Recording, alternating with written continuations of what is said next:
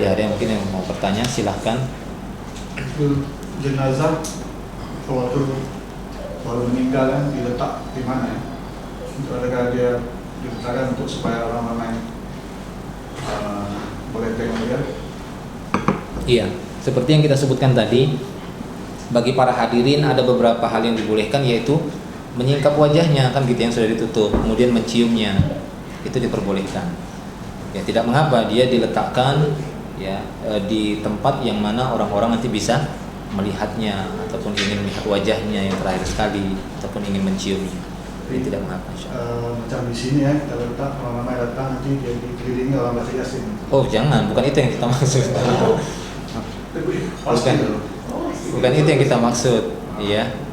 Ya makanya di sini terkadang sulitnya kita memang menerapkan perkara-perkara syariat ya di tengah-tengah kejadian seperti ini. Terus terang, ada beberapa kasus yang pernah saya dapati di negeri saya, kan gitu ya, di Indonesia, itu sampai kepada ya mafsadat yang cukup memprihatinkan, sampai kepada pertengkaran yang cukup besar, sampai hampir mengangkat senjata, kan gitu ya, hanya gara-gara ngurus jenazah. Makanya saya berusaha untuk memberikan nasihat, walaupun memang kita berusaha untuk menegakkan syariat Allah, menegakkan begitu ya hal-hal yang disunnahkan oleh Nabi dalam penyelenggaraan jenazah, tapi kita juga harus melihat ya hal-hal yang bisa menimbulkan kekacauan, gitu ya, kerusakan ataupun yang semisalnya. Jangan sampai seperti itu. Artinya sejauh mungkin dan semaksimalnya kita usahakan agar dilakukan secara syar'i, sesuai dengan sunnah Nabi SAW. Namun jika memang ada beberapa perkara yang tidak bisa kita lakukan, maka kita ambil sebagiannya saja, insya Allah itu mencukupi, kan gitu ya. Walaupun tidak bisa kita lakukan secara murni 100% kita lakukan secara syar'i, karena mungkin di sekeliling kita masih ada keluarga-keluarga yang lain yang tidak memahami bagaimana syariat tersebut. Terkadang ini bisa memunculkan satu pertengkaran, ya, percekcokan ataupun keributan. Sementara pada saat itu kondisinya sedang berkabung, kok malah menambah masalah yang baru. Makanya saya pernah juga mendapati beberapa kasus seperti itu. Kemudian memang yang meninggal ini adalah orang tuanya dan anak laki-lakinya, kan gitu ya. Kan tapi didapati saudara dari orang tuanya tersebut, saudara kandungnya, menginginkan yang lain, cara-cara yang lain. Maka saya katakan, ya sudah, bagi dua. Biar adil gitu ya, bagi dua, terserah kalian mau yang mandikan sampai mengkafani, maka saya yang nyolatkan dan sampai menguburkannya, atau kebaliknya, ya saya yang mandikan mengkafani, terserah kalian yang ya menyolatkan dan menguburkannya. Nah seperti itu, mau tidak mau seperti itu. Kemudian mereka pun setuju, ya. Yang terpenting mereka mendapatkan jatah, karena memang kondisi seperti itu kita dapati ada orang-orang yang merasa berhak untuk melaksanakan penyelenggaraan jenazah seperti itu, ya, sehingga kita harus benar-benar berpikir secara jernih dan bisa menimbang. Bahkan di sana ada satu pepatah Arab mengatakan syai'un khairun min la syai', sedikit itu lebih baik daripada nggak ada sama sekali, kan gitu ya. Sedikit itu lebih baik daripada nggak ada sama sekali. Lebih baik kita nanti mendapatkan ya ini dan ini. Nah kita memang mungkin menginginkan agar jenazah tersebut tidak dikelilingi oleh orang-orang dan baca Yasin, tapi hendaklah kita menyampaikannya dengan cara yang baik, gitu ya, dengan cara yang baik.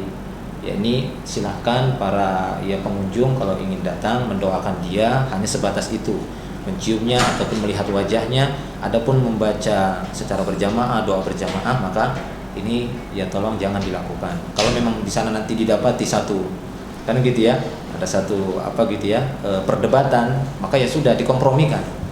Kalau begitu gimana, kan gitu ya. Jadi kita kan ingin menerapkan satu syariat dalam penyelenggaraan jenazah seperti ini, itu bisa dibicarakan dan kita berusaha untuk mengambil sebagiannya saja. Nah, tidak mungkin kita mengambil secara keseluruhan, kan gitu ya. Itu agak sulit dalam kondisi di tengah-tengah keluarga tidak semuanya memahami syariat Islam. Wallahu a'lam bishawab. Ya. Apakah ada kaitan antara su'ul khotimah dengan husnul khotimah? Orang yang mati dalam keadaan baik dengan keadaan buruk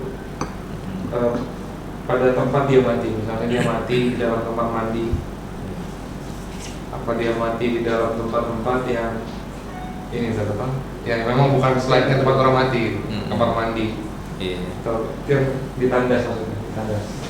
Yang kedua, ketika kami lagi safar, misalnya kami lagi safar di negara yang tidak ada orang yang bisa mensolatkan orang, tidak bisa mensolatkan gitu. Ada kerabat yang mati, contohnya misalnya mati di negara-negara seperti Thailand atau di mana, di mana tidak memungkinkan orang sana sholat. Apakah boleh membawa mayatnya untuk balik ke negaranya? Iya. Yang pertama tadi berkaitan dengan husnul khotimah ataupun su'ul khotimah, kita hanya sebatas bisa mengetahuinya yaitu pada tanda-tandanya, kan gitu ya, tanda-tanda yaitu husnul khotimah ataupun su'ul khotimah, itu akhir baik, kan gitu ya, mengakhiri kehidupannya dengan kebaikan ataupun mengakhirinya dengan satu keburukan. Itu hanya sebatas tanda-tandanya.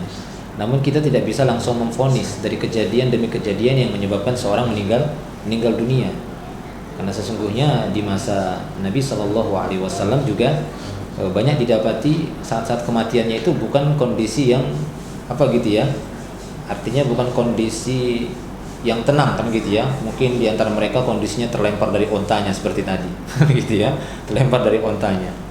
Bahkan di sana Nabi SAW menyebutkan beberapa hadis dan nanti akan disebutkan bagaimana seorang yang ketimpa bangunan syahid, mati tenggelam syahid kata Rasulullah. Ketimpa runtuhan bangunan itu syahid.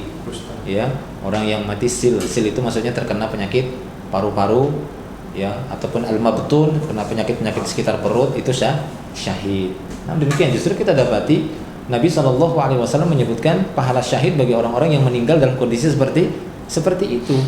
Akan tetapi apakah kita bisa memastikan orang yang mungkin meninggal dunia karena sakit perut atau mungkin sakit cancer tadi, kan gitu ya, atau karena operasi dia meninggal dunia, langsung kita pastikan wah ini orang ini di surga?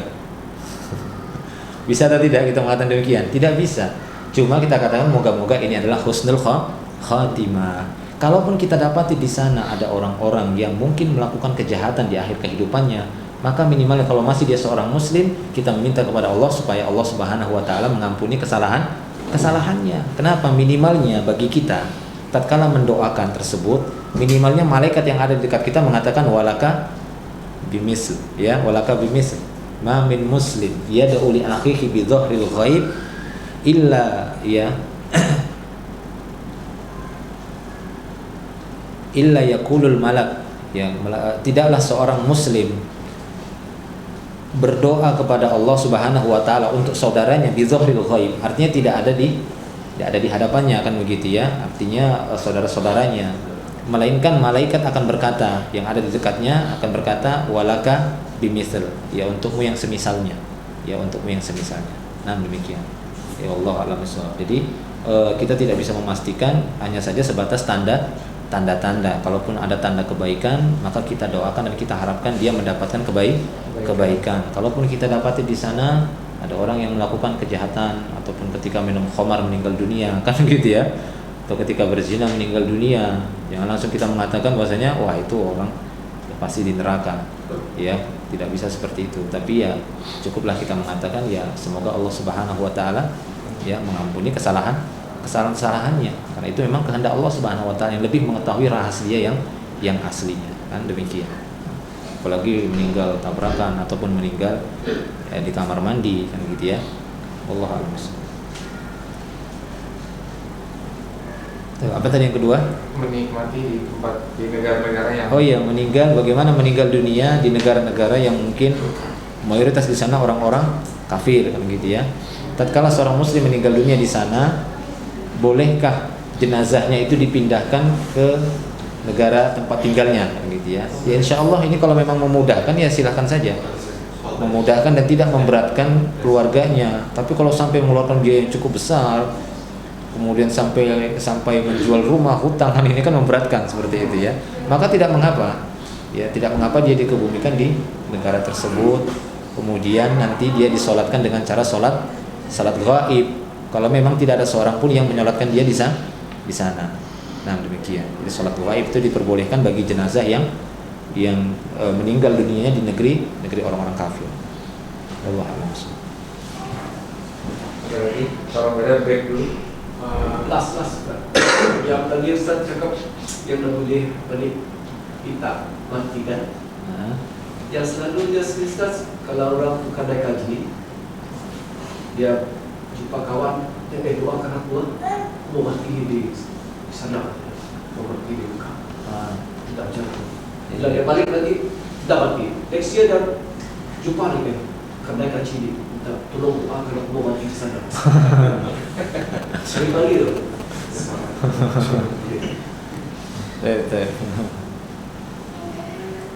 Ya, jadi di dalam sebuah hadis Nabi SAW menyebutkan bahwasanya seorang yang meninggal di Madinah maka akan terbebas dari fitnah kubur. Ya memang itu ada keutamaan meninggal di kota itu gitu ya, di kota Madinah. Cuma kalau dikembalikan kepada larangan Rasulullah SAW, gitu ya, dia minta didoakan supaya dimatikan di situ. Ya ini memang bukan anjurannya. Rasulullah hanya menyebutkan keutamaan orang yang meninggal di Mekah ataupun Madinah. Ya sebagaimana seorang yang seperti Rasulullah mengatakan seorang yang mati mabetun sakit perut, dia syahid. Kemudian berdoa, ya Allah matikan aku dalam keadaan sakit perut. Tidak boleh seperti itu ya. Ya tidak boleh kan gitu ya. Seharusnya dia minta kesehatan, karena dengan sehat dia lebih bisa bertakwa. Tapi itu hanyalah keutamaan pada kondisi tertentu. Jadi ya tidak boleh dia, yang menurut hadis tadi kata Rasulullah kan jangan berangan-angan minta dimatikan kan gitu ya. Atau dia berangan-angan sampai minta didoakan, ya doakan saya biar mati di sana. Ya tidak perlu kan gitu ya. Itu tidak perlu dilakukan. Kalaupun itu benar terjadi, mungkin hanya sebatas harapan itu boleh. Kita berharap meninggal di tempat-tempat yang mulia kan gitu ya, di Mekah ataupun di Madinah. Nah, insya Allah itu tidak mengapa. Tapi jangan sampai berdoa minta dimatikan di sana. Ya, karena sungguhnya saya belum dapati ini dianjurkan. Tapi Rasulullah hanya menyebutkan keutamaannya saja. Wallahu a'lam bishawab. Sunnah untuk menyusul badan orang yang sakit yang meninggal atau orang yang sudah meninggal, posisinya menyusul posisi mayat atau orang sakit jika dapat. Ya tidak ada dalil khusus. Bahkan